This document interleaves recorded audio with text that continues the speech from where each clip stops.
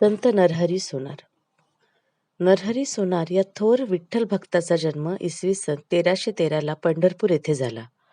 पंढरपूर हे शिव उपासकांचं प्राचीन केंद्र होतं. नरहरी सोनारांच्या घरात शिव उपासना परंपरेने चालत आलेली होती. वडील रोज शंकराच्या पिंडीवर अभिषेक करून बिल्वपत्र वाहिल्याशिवाय कामाला लागत नसत. शिवपार्वतीचं रूप मनात साठवून ते शिवालयात जात आणि शंकराची प्रार्थना करतात. ते भाव विभोर होत. त्यांचं हृदयच रम्य शिवालय होऊन जाई. चिदानंद रूप शिवोहम शिवोहम ही त्यांची शिव उपासनेची भावना होती. आणि शिवाच्या प्रसादानेच त्यांच्या घरी नरहरीचा जन्म झाला. वडिलांच्या शिवभक्तीचे संस्कार बाल नरहरीच्या मनावर होत होते. नरहरी रोजच वडिलांची पूजा एकाग्र चित्ताने बघे. हळूहळू त्याला अनेक शिवस्तोत्रे पाठ झाली. यथावकाश नरहरीची मुंज झाली. मल्लिकार्जुनाच्या देवळात जाऊन देवपूजा करण्यात व स्तोत्रे म्हणण्यात त्याला विलक्षण आनंद आणि उत्साह वाटे. लहानपणीच त्याला शिवलीलामृत, शिवस्तोत्रे, शिवमहात्म इत्यादी येत होते. पुराणातल्या फक्त शंकराच्या गोष्टीच त्याला खूप आवडत. मग इतर गोष्टींकडे मन लागत नसे. हळूहळू त्याची शिव उपासना दृढ पण एकांगी होऊ लागली. त्याच पंढरपुरात विठ्ठल भक्त नामदेवांची कीर्तने होत. सगळा गाव जिथे जमा होई, पण नरहरी कधीही नामदेवांच्या कीर्तनाला जात नसे. कारण काय, तर नामदेव विठ्ठल भक्त होते.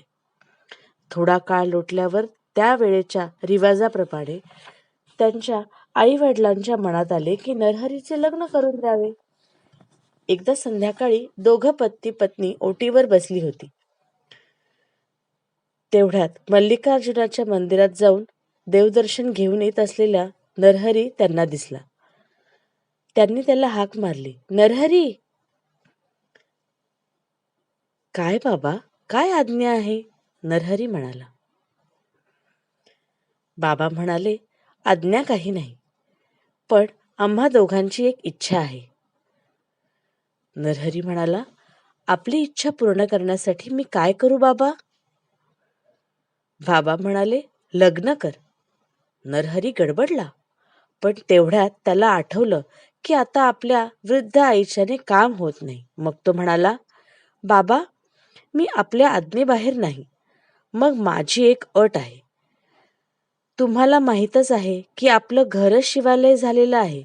अरे, घरच काय, आपली सर्वांची अंतःकरणे सुद्धा शिवालय आहेत.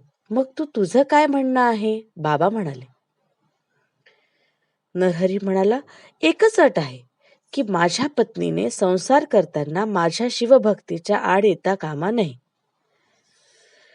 वडील म्हणाले, आपण अशीच सत्वशील मुलगी बघू, मग तर झालं.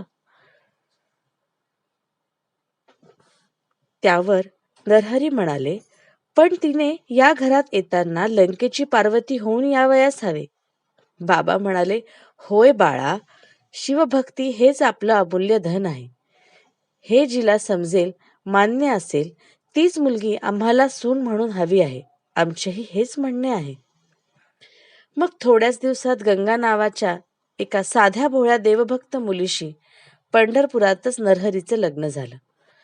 नरहरीचं लग्न झाल्यावर त्याच्यावर आपला व्यवसाय सोपवून, सोन्याचा कारभार सोपवून नरहरीचे वडील आपला काळ देवभक्तीत व नामस्मरणात घालवू लागले.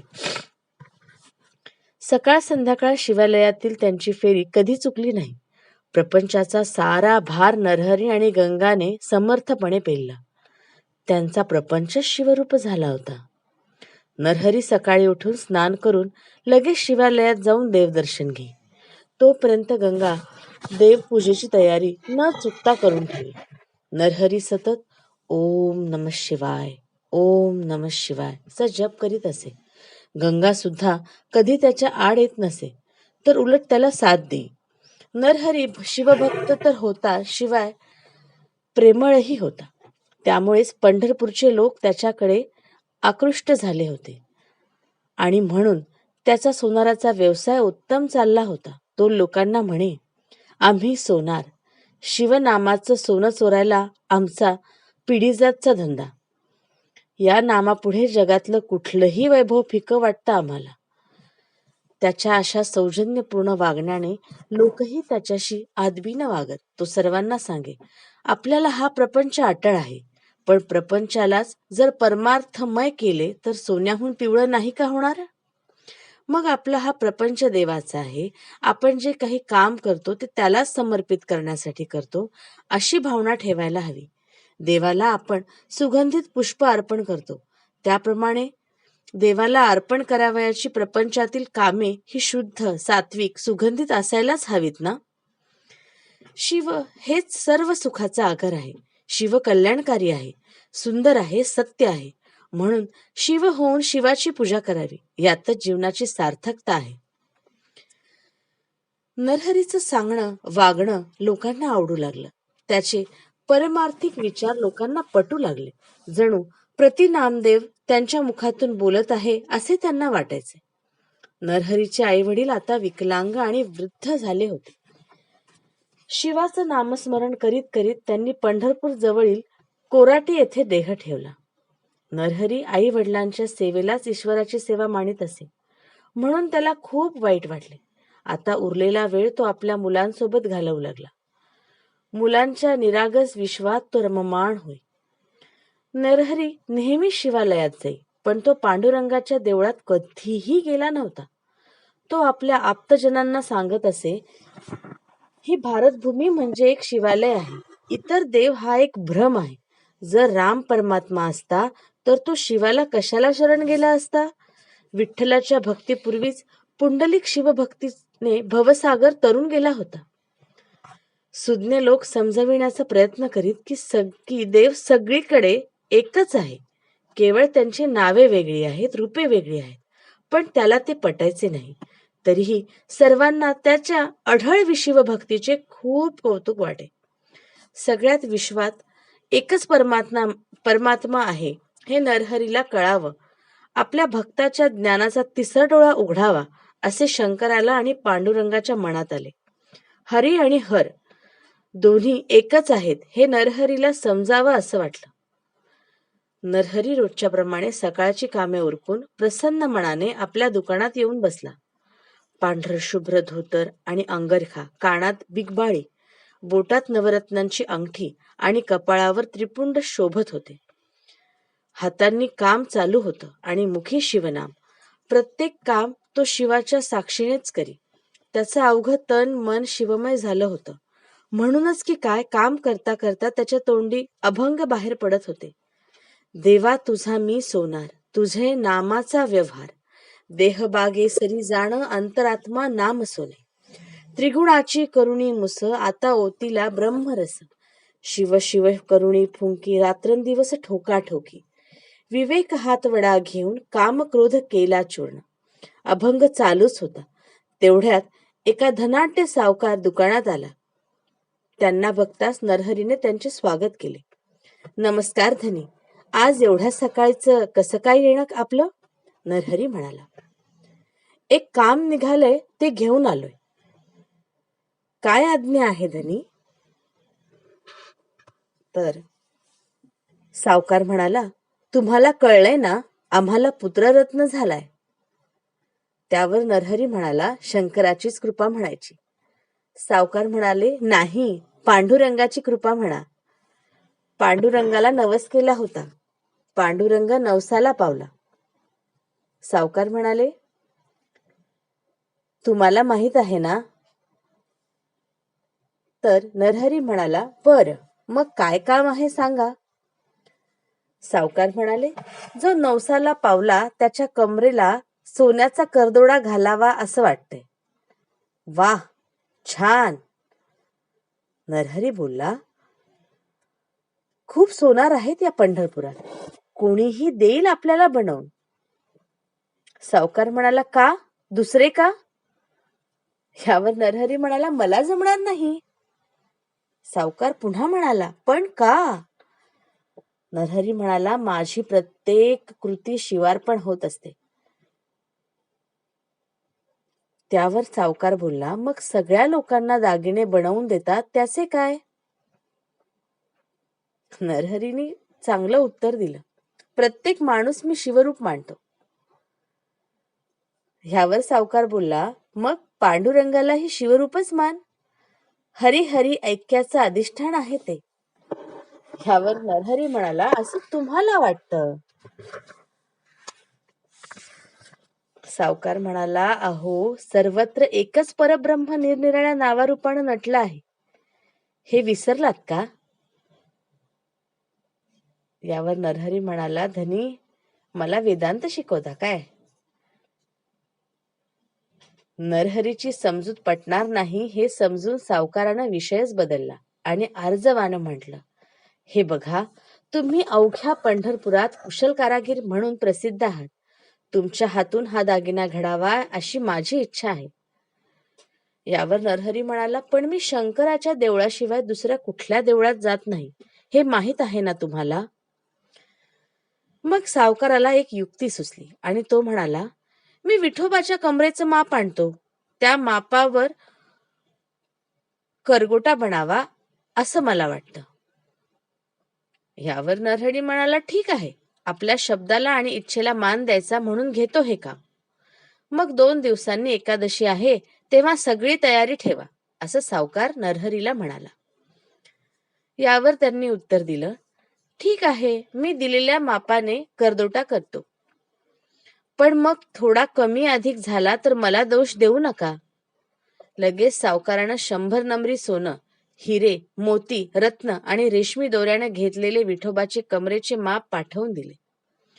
नरहरीने आपले सारे कौशल्यपणाला लावून रत्नजडित दैदिप्यमान करदोटा मापावर हुकूम बनवला. म्हणजे अगदी मापानुसार चोख बनवला बरं त्यांनी. एकादशीच्या दिवशी सावकाराच्याच घरी महापूजेची धामधूम चालली होती. भरजरी पितांबर नेसून भरजरी उपरणं घेतलं. चांदीच्या ताटात पूजा साहित्य घेऊन सावकार देवळाकडे निघाले. जाताना एक विश्वासू नोकराला नरहरी सोनाराकडून करदोटा आणावयास पाठवले. नोकर आणि सावकार एकाच वेळी देवळात पोहोचले. पुजारी तयारीतच होते. पूजेला सुरुवात झाली. सारं वातावरण सुगंधित झालं. ही महापूजा पाहायला लोक गाभाऱ्यासमोर बसले. महापूजा झाली आणि आता विठोबाच्या कमरेला करदोटा बांधायला काढला. सगळे रत्न खचित करदोटा पाहून दंग झाले. सावकाराने करदोटा कमरेला घालायला घेतला, तो करदोटा 4 बोट मोठा झालेला. सावकारांना जरा रागच आला. त्यांना वाटले नरहरीने मुद्दाम असे केले, पण लगेचच त्यांच्या मनात आले की नरहरी शिवभक्त असला तरी कपटी किंवा दुष्ट नाही. मग त्यांनी करदोटा घेऊन नौकराला नरहरीकडे पाठवले. नरहरीने विचारले, काय म्हणतात सावकार, आवडला ना करदोटा? यावर उत्तर मिळाले, हो उत्तम झालाय, पण 4 बोट जास्त लांब झालाय. सगळे खोळंबले आहेत, जरा 4 बोट कमी करून द्या. नरहरीला आश्चर्य वाटले. असं कसं होईल? माप तर बरोबर होतं. तरी नरहरीने करदोटा 4 बोट कमी करून दिला. नोकराने देवळात जाऊन करदोटा सावकारांना दिला. सावकार तो करदोटा पुन्हा विठ्ठलाच्या कमरेला बांधू लागले. तो काय आश्चर्य, करदोटा 4 बोटे आखूड.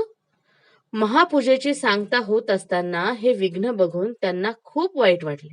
मग ते स्वतःच तशाच वेशात नरहरीकडे गेले. त्यांना या रूपात पाहून नरहरी म्हणाला, धनी असे मध्येच सोवळं नेसून कसे काय आलात?